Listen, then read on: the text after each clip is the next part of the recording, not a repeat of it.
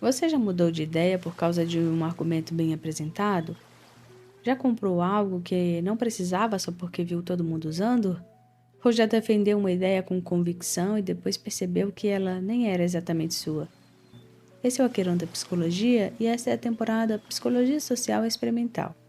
Eu sou Lídia Brelas, psicóloga e mestre em psicologia, e hoje o nosso episódio te convida a pensar sobre algo que atravessa todas as nossas relações, decisões e posicionamentos. A forma como nós somos influenciados e como também influenciamos os outros. Vivemos cercados por vozes, discursos, sinais e expectativas que moldam o modo como sentimos, pensamos e agimos. Mas será que temos consciência disso? Será que reconhecemos quando estamos de fato decidindo e quando apenas estamos repetindo? Nesse episódio, vamos falar sobre influência social, persuasão e mudança de atitudes. Vamos refletir sobre como as ideias se instalam, como os comportamentos se transformam e o que nos faz, muitas vezes, mudar de posição sem perceber. Vamos partir de experimentos clássicos como os de Solomon Asch e Stanley Milgram para chegar às técnicas que encontramos no cotidiano, nas redes sociais, nas propagandas, nas conversas com amigos, nas dinâmicas de grupo. Porque se é verdade que influenciar faz parte da vida em sociedade, também é verdade que reconhecer essa influência nos torna sujeitos mais críticos, mais éticos e mais autênticos. O episódio de hoje não vai te ensinar a resistir a toda e qualquer persuasão, mas talvez te ajude a perceber quando você está realmente escolhendo e quando está apenas sendo conduzido. Influência social, o peso do grupo e o poder da presença. Você certamente já se perguntou por que é tão difícil discordar de todo mundo numa roda de conversa. Ou por que, mesmo com convicção, você hesitou em dizer o que pensava quando percebeu que a maioria já tinha se posicionado de outro jeito. Esse tipo de situação revela um dos fenômenos mais estudados e mais potentes da psicologia social, a influência social. Trata-se da forma como as nossas atitudes, crenças e comportamentos são moldados pela presença de outras pessoas, sejam elas reais, imaginadas ou até mesmo apenas supostas.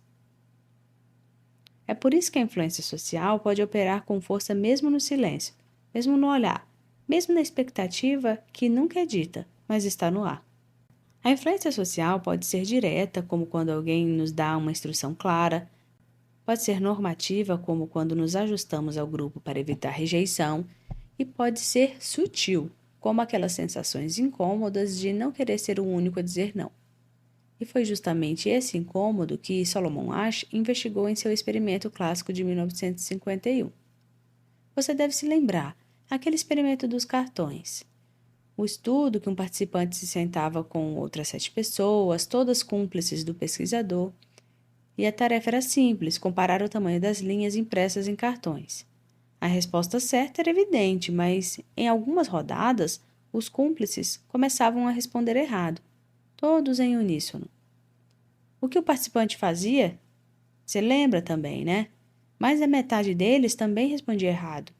Mesmo vendo com clareza que estavam errados, preferiam se alinhar ao grupo do que assumir um desconforto de discordar. Esse é o poder da conformidade, a tendência de ajustar nosso comportamento ou opinião para se alinhar à maioria, porque muitas vezes o custo de parecer diferente é mais difícil de suportar do que o custo de estar errado.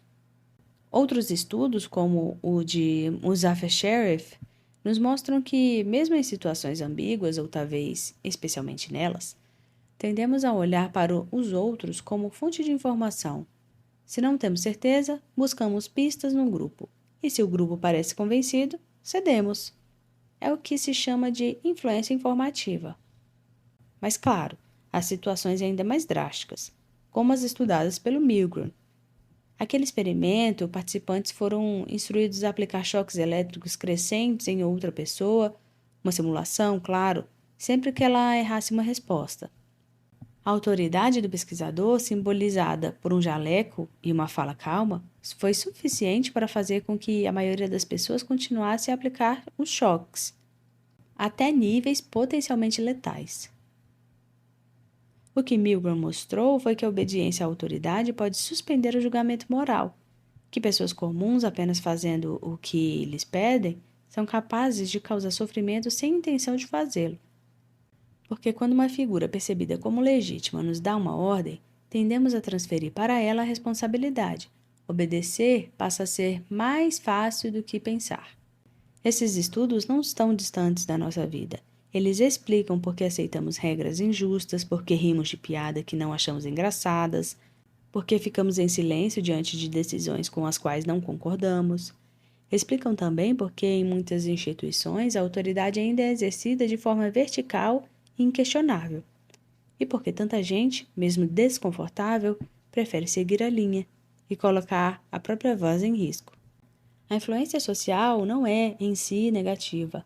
Ela é uma forma constitutiva das relações humanas. Mas ela se torna perigosa quando anula o pensamento, quando silencia a consciência crítica e quando transforma o sujeito em espectador da própria ação. Por isso, reconhecer o poder do grupo e o peso da autoridade é mais do que um exercício teórico. É uma forma de reconquistar a liberdade de dizer: eu vejo diferente e, mesmo assim, vou sustentar o que penso. Persuasão e mudança de atitude, quando o argumento convence e quando não precisa convencer. Se a influência social atua sobre o comportamento, a persuasão opera mais sutilmente. Ela mira nossas atitudes. Mas o que exatamente significa mudar uma atitude? Na psicologia social, atitudes são predisposições aprendidas para reagir de forma favorável ou desfavorável a objetos, pessoas, ideias ou comportamentos. Elas envolvem um componente cognitivo, aquilo que pensamos, um componente afetivo, aquilo que sentimos, e um componente comportamental, aquilo que estamos inclinados a fazer. Mudar uma atitude, portanto, não é apenas mudar de opinião. É transformar um conjunto inteiro de julgamentos, sensações e inclinações. A persuasão é o processo que tenta provocar essa mudança, por meio de argumentos, imagens, emoções, estratégias retóricas. Mas nem toda persuasão funciona da mesma maneira, e nem todo argumento precisa ser bom para funcionar. Foi para compreender essa complexidade que Richard Perry e John Cacioppo desenvolveram nos anos 80 a teoria da elaboração da probabilidade. Segundo esse modelo, existem duas rotas principais pelas quais a persuasão acontece: a rota central e a rota periférica. Na rota central, a pessoa está motivada e cognitivamente disponível para analisar a mensagem. Ela escuta com atenção, avalia argumentos, pensa criticamente. Quando convencida, a mudança tende a ser mais profunda, duradoura e resistente à manipulação. Um exemplo seria alguém que decide mudar de opinião sobre um tema político após ler um artigo detalhado, refletir sobre os dados e discutir com outras pessoas. Na rota periférica, a pessoa está distraída, pouco envolvida ou emocionalmente vulnerável. Nesse caso, ela tende a ser persuadida por pistas secundárias, a aparência de quem fala, o carisma, a repetição da mensagem, o status da fonte. A mudança aqui é mais superficial e mais volátil. Um exemplo seria comprar um produto porque um influenciador disse que usa, mesmo sem saber do que se trata ou se aquilo realmente faz sentido para você. Essas duas rotas operam o tempo todo. Não somos seres racionais ou irracionais, somos seres sociais. E por isso alternamos entre análise e impulso, entre crítica e adesão. Antes mesmo de Perry e Cacioppo, o grupo de Yale, liderado por Carl Hovland, já investigava nos anos 50 como campanhas de guerra conseguiam mobilizar multidões. O modelo desenvolvido por eles enfatiza 3 dimensões fundamentais da persuasão: quem fala, o que é dito e para quem se fala. A credibilidade da fonte, por exemplo, influencia diretamente o impacto da mensagem. Quando percebemos alguém como especialista ou confiável, tendemos a escutar com mais abertura, mesmo que os argumentos não sejam os melhores. A mensagem, por sua vez, pode ser mais eficaz quando apresentada diferentes pontos de vista, quando apela ao medo, seguindo dissolução, ou quando é emocionalmente envolvente. E o receptor, ou seja, quem escuta, também importa. Idade, experiência, nível de atenção e envolvimento afetam o modo como a mensagem será recebida. Esses modelos nos ajudam a entender, por exemplo, por que uma mesma ideia pode ser poderosa em um ambiente e ineficaz em outro, ou porque, mesmo com acesso à informação, pessoas ainda tomam decisões com base em aparência, emoção ou autoridade simbólica. A persuasão não é apenas uma técnica de marketing, ela estrutura relações sociais, campanhas políticas, debates públicos, escolhas íntimas. Ela está nas narrativas que ouvimos, nos discursos que acreditamos, nos argumentos que nos tocam. E mais do que isso, ela está nos momentos em que mudamos de ideia, sem nem perceber que mudamos. Reconhecer as rotas de persuasão não é o mesmo que se blindar contra elas, mas é um passo importante para perceber quando estamos sendo convencidos e quando estamos apenas sendo conduzidos. Técnicas de influência social, quando o cotidiano nos dobra sem que a gente perceba. A influência social nem sempre vem de discursos elaborados, de campanhas bem produzidas ou de estratégias visíveis. Às vezes, ela aparece de forma sutil, cotidiana, silenciosa. Você diz sim antes de perceber que queria dizer não. Aceita uma condição, compra uma ideia, repete uma frase, sem lembrar quando foi que isso começou. Esse tipo de influência opera em outra frequência, a frequência do hábito, da rotina, da norma. Uma das estratégias mais conhecidas é a chamada de pé na porta, estudada por Friedman e Fraser em 1966. Funciona assim: alguém te pede algo pequeno, quase inofensivo, você concorda. E em seguida vem um pedido real, maior e mais exigente. A lógica é simples. Uma vez que você disse sim, sente-se inclinado a manter a coerência. Você se comprometeu com uma pequena tarefa e agora se sente quase moralmente obrigado a aceitar a próxima.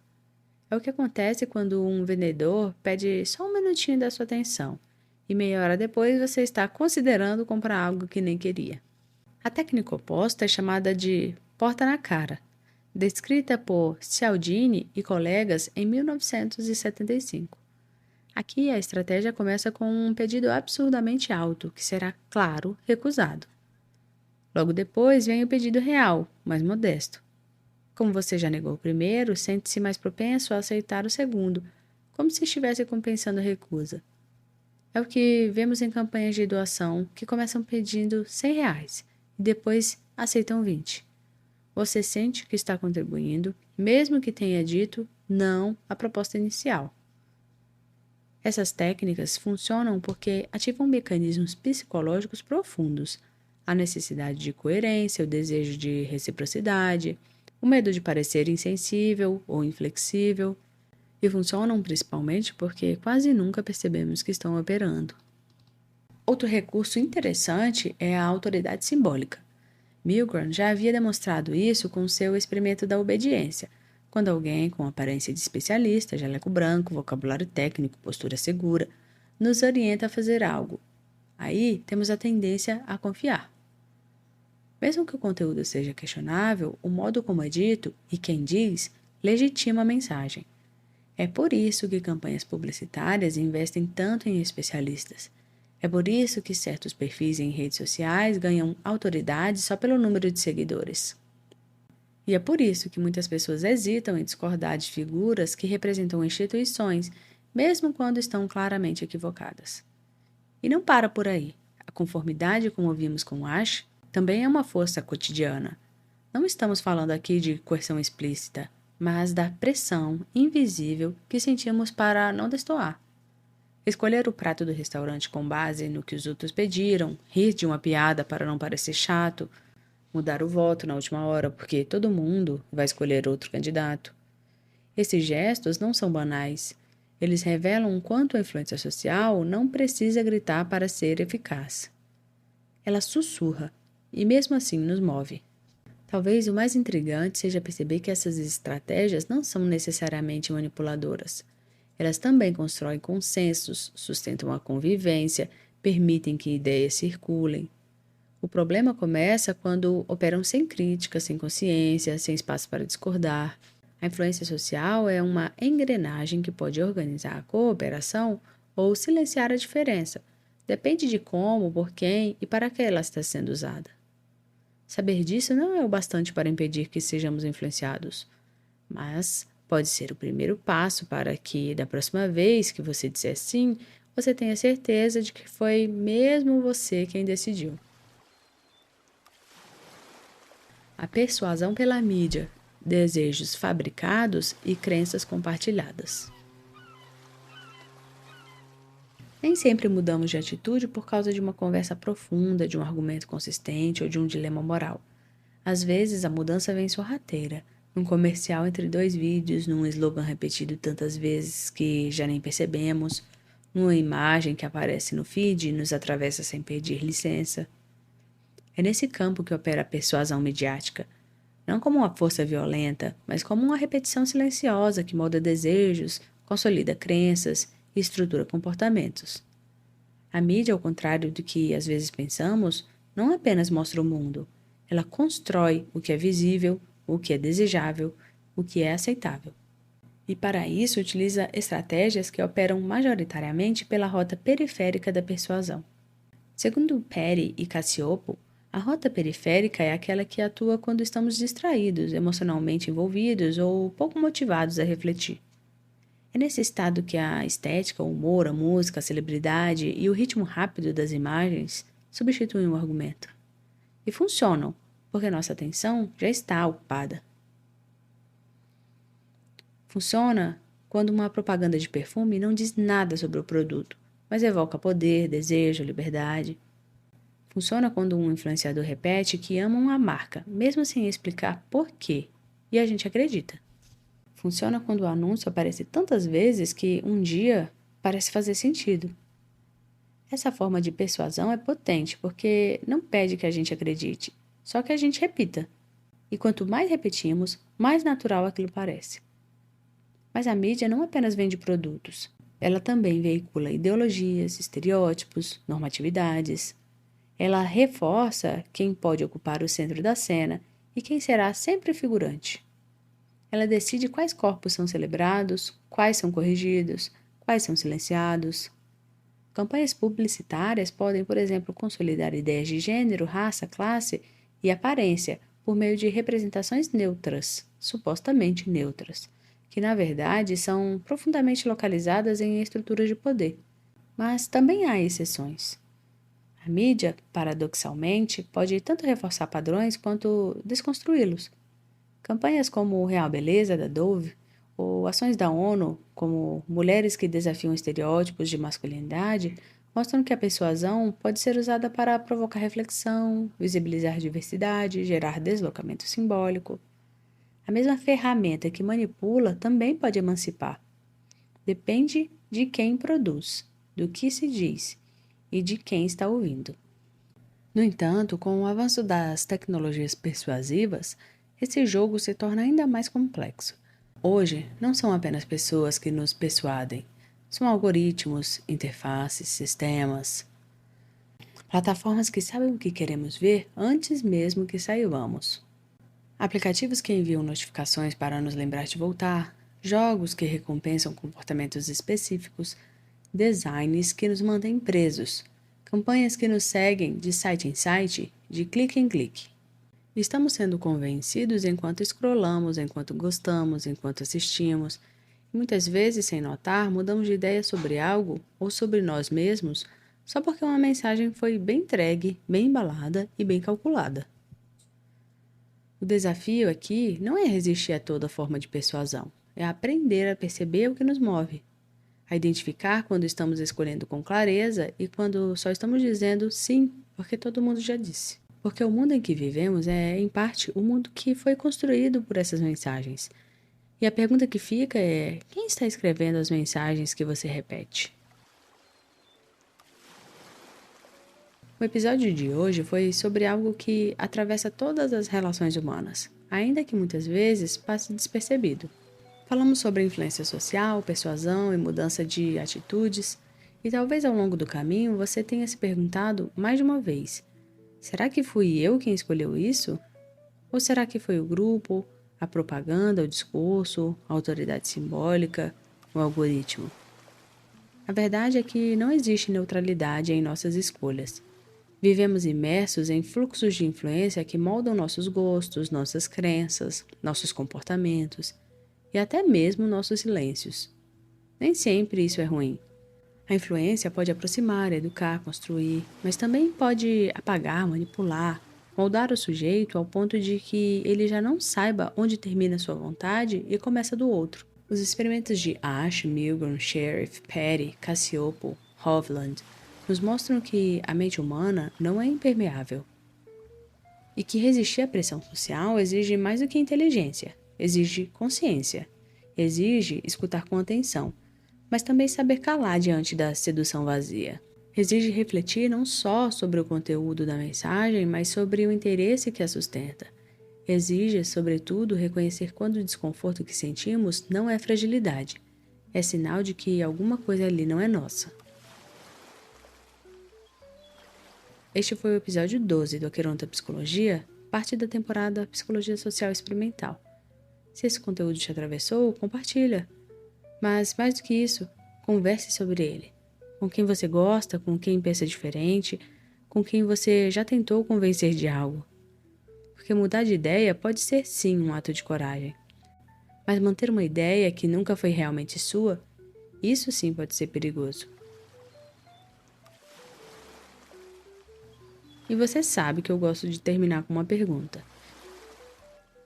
Então, quando foi a última vez que você teve certeza absoluta de que o que pensa é mesmo seu?